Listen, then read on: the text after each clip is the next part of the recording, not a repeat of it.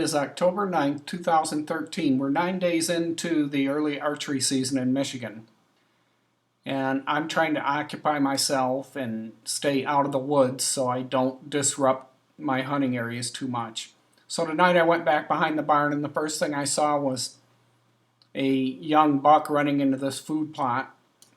And then I noticed there was already an antlerless deer there, and that deer does not want to have anything to do with that buck.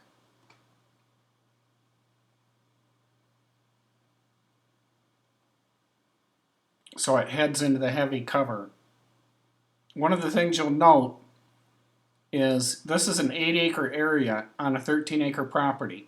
5 acres is made up by the homestead, so there's 8 acres of deer habitat. But it is so dense, deer cannot see each other from one food plot to another in here. Now you can see there were 2 deer there and their fawns, and look who was already out ahead of them, the mother. She was out of that buck's way before he even got there, and now she's eating some nice greens over in this other food plot, and he can't see over there. So now the fawns have caught up with her. And back in the other food plot now, another buck has showed up, and these 2 are sparring now. And they're going to occupy themselves for quite a while over there. In the meantime, this doe has some peace.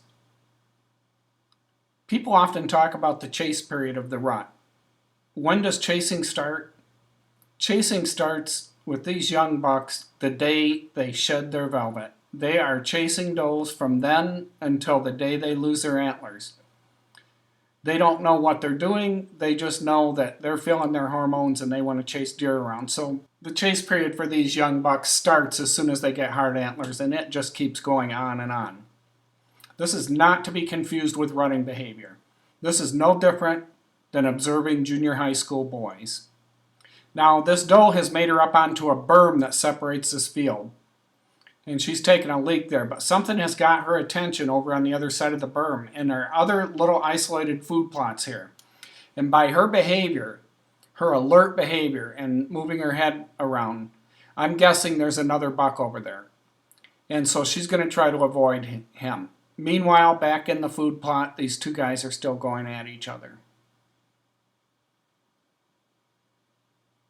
Now this doe is going to work her way along the berm and end up right up by the backyard.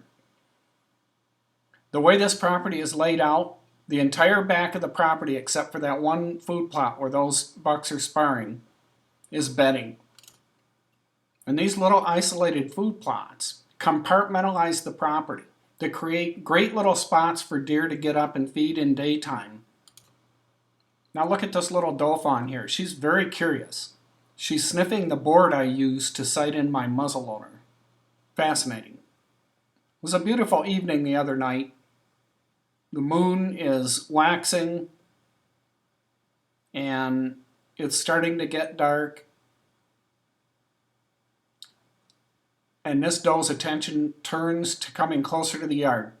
She doesn't seem to want to go back that way because there are probably too many bucks back there. And these 2 have made their way up into the center food plot where she was now, and they're standing there like doofuses, wondering where the heck did they go. The main goal of this doe on days like this is just to avoid these young bucks who harass them all the time. And she's very good at it.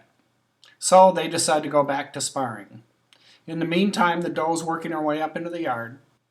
What I'm doing here, the way the property is laid out, is sucking the deer up towards the house. Evening after evening, I see deer going through these kind of behaviors. She doesn't mind being up near the house. There's a fence there where the dog is. She knows that the dog's scent doesn't get back behind that fence very often. And she's just pretty comfortable right there. In fact, she's curious about what my 3D target is that's laying there. I have to lay that target down every time I use it. The last time I left it standing, it got mangled by a buck, broke its ears off, scattered it all over the place. It looked like the Scarecrow in The Wizard of Oz after the flying monkeys got done with it. Now this doe is going to work her way over to my wife's strawberry plants and finish the night eating them. Deer movement can be controlled like this on almost any small property. The trick is to have very heavy cover and to have isolated food sources so that several doe families can use it at once, and they can run through it like a maze, escaping the harassment of the young bucks. What we're doing is designing the property so that the deer bed on the property. They want to go to large destination fields at night because they feel safer there from predators. But in the meantime, while it's daylight, they will get up early and they will come up and explore these little food plots, and in this case even come up into the yard, because it's a place where they can get peace from the harassment of the little bucks. Believe me, those little bucks make life miserable for these does and fawns, and they'll do whatever they can to stay away from them. And this is a layout of a property that allows them to do that and do it very effectively. You notice she's one step ahead of those bucks most of the time. Thanks for watching another WAS video.